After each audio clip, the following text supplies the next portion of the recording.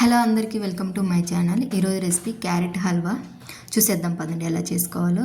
తురిమిన క్యారెట్, తర్వాత 1/2 లీటర్ పాలు, 1/2 కప్ పంచదార, తగినన్ని డ్రై ఫ్రూట్స్ తీసుకొని మనం ముందుగా ఒక కడాయి పెట్టుకొని అందులో 1 టేబుల్ స్పూన్ గీ వేసి నెయ్యి కాగిన తర్వాత మనం తురిమి పెట్టుకున్న క్యారెట్ని కూడా వేసి పచ్చివాసన పోయేదాకా సిమ్లో పెట్టుకొని క్యారెట్ని అనేది ఉడికించాలి. ఉడికించాక మధ్య మధ్యలో చూస్తూ అడుగంటుకోకుండా కలపాలి.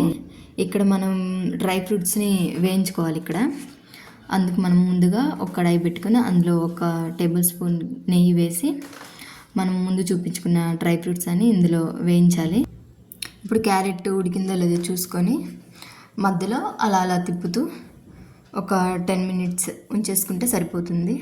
తర్వాత మనం ఇందాక చూపించిన పాలు 1/2 లీటర్ పాలని ఇందులో యాడ్ చేసుకొని బాగా కలిదిప్పుతూ ఉండాలి. మధ్య మధ్యలో పాలన్నీ బాగా చిక్కగా దగ్గరగా వచ్చే వరకు మనం కలిదిప్పుతూ ఉంటే అడుగంటకుండా మంచిగా హల్వా అనేది మంచిగా వస్తుంది. మనం లాస్ట్లో కొంచెం కోవా టైప్లో రావాలి ఈ హల్వా అనేది.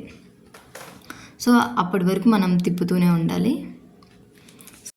ఇక్కడ ఇంకా కొంచెంసేపు పచ్చివాసన పోయేదాకా ఆ పాలను కూడా ముందే మనము కాచి చల్లార్చిన పాలే ఇందులో తీసుకోవాలి. సో ఇలా దగ్గరికి వచ్చాక ఇందులో మనం షుగరు యాడ్ చేసి దాన్ని కూడా మంచిగా కరిగేదాకా తిప్పేస్తే సరిపోతుంది.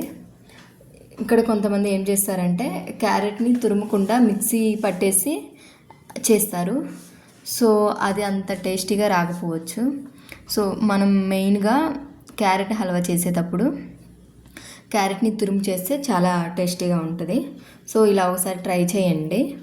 సో ఫైనల్గా మన రెసిపీ అనేది దగ్గరికి వచ్చేసింది. మన క్యారెట్ హల్వా అయితే రెడీ అయిపోయింది. సో ఇంకా లాస్ట్లో ఇందాక రోస్ట్ చేసిన డ్రై ఫ్రూట్స్ అనేది యాడ్ చేస్తే సరిపోతుంది. ఫైనల్గా రెసిపీ ఇలా వచ్చేసింది. చూసేయండి. నా ఛానల్ని ఎవరైతే ఫస్ట్ టైం చూస్తున్నారో వాళ్ళు సబ్స్క్రైబ్ చేసుకోండి. Thanks for watching guys. Bye.